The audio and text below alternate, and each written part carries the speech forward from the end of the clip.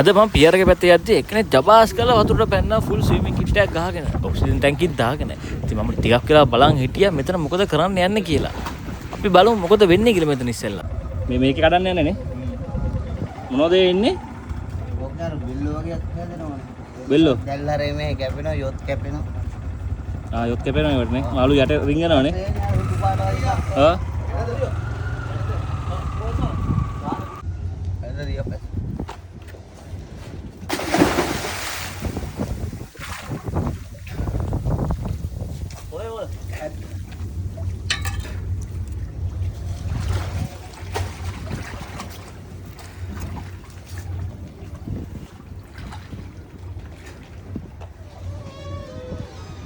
ඔයාලට මේ පේන්න තියෙන්නේ බෙල්ල සුද්ධ කරනවා. ඉතින් මේ බෝට් වල යට තනිකරම කළු පාට පුල්ලි සුදු පුල්ලි විදියට බෙල්ල හැදලා තියෙනවා.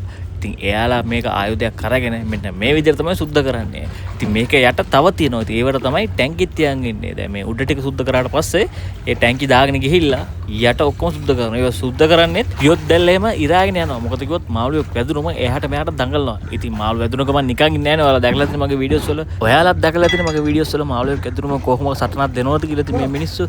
ඉතින් මහා මුහුදෙත් මීට වඩා ලොකු දැවන්ත මාළු අදින්නේ. ඉතින් දැවන්ත සටනක් දෙනවා මේ මාළු ගන්න. මේ බෙල්ලොන්ගේ කටුවල වැදුනම ඒ යොත් දැල්ලේම ඉරාගෙන යනවා. අන්න එහෙම නොවෙන්න තමයි මේව හොඳට සුද්ධ කරලා මුහුදු යන බෝට්ටු ඔක්කොම මාස ගණන් දවස් ගණන් මුහුදු යන්නේ.